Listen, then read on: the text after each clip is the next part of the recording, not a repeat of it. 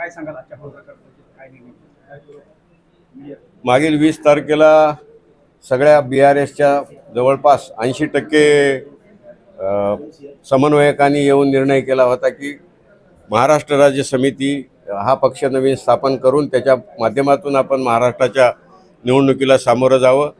आणि त्यानंतर काल 1 ऑक्टोबरला निवडणूक आयोगाने महाराष्ट्र राज्य समिती म्हणजे MRSला मान्यता दिलेली आहे आणि ती मान्यता मिळाल्यानंतर आज अधिकृतरित्या आम्ही महाराष्ट्राची कार्यकारिणी जाहीर केलेली आहे।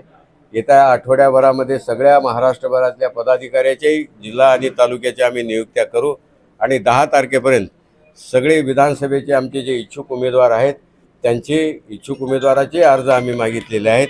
आणि या मधल्या काळामध्ये परिवर्तन महाशक्ती आम्ही जी आघाडी बनवलेली आहे, MRS त्याचा घटक पक्ष आहे, या माध्यमातून महाराष्ट्रातल्या आम्ही संपूर्ण विधानसभेच्या 288 जागा लढणार आहोत। येणाऱ्या आठवड्याभरात आमचा किमान समान कार्यक्रम तयार होईल, प्रचाराची सगळे मुद्दे तयार होतील, आम्ही अगदी तयारीने आणि गुणवत्तेचे उमेदवार देऊ। परिवर्तन महाशक्ती तिसरी आघाडी म्हणून त्यांच्यासोबत कसं आहे?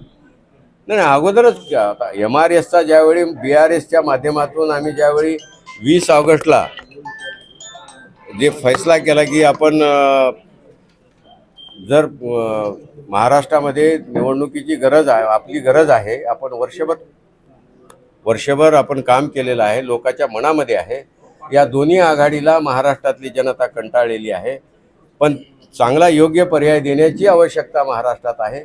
ही सगळी ही परिस्थिती लक्षात घेऊन आम्ही ही आघाडी केलेली आहे। 80% बिहारचे पदाधिकारी शरद पवारांसोबत चर्चा मला नाही वाटत। आता तुम्ही 20 तारखेला पत्रकार परिषदेमध्ये होते, आपल्याकडे यादी आहे, जवळपास महत्त्वाचे 160 समन्वयक आणि दुसरे 30-35 प्रमुख सगळे इथं उपस्थित होते आणि सगळ्यांनी मिळून एकमुखाने निर्णय केला आहे। खरं तर ती बातमी तशी चुकीची आहे, कारण यापूर्वी काही लोकसभेच्याही काळामध्ये आता समजा हरिभाऊ राठोड BSPकडे अगोदरच गेलता, तो देशमुख 6 महिन्यापूर्वीच गेला, हे आणि जे कोणी 2-3 दिसालेत मला गेलेले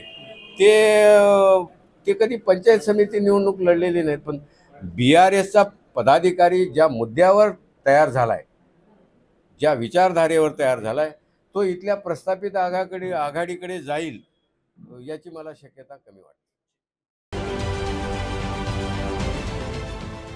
देश विदेशातील प्रत्येक घडामोडींचे लाईव्ह अपडेट मिळवण्यासाठी आता साम टीव्हीच्या सर्व सोशल मीडिया प्लॅटफॉर्मला लाईक, फॉलो आणि सबस्क्राईब करा।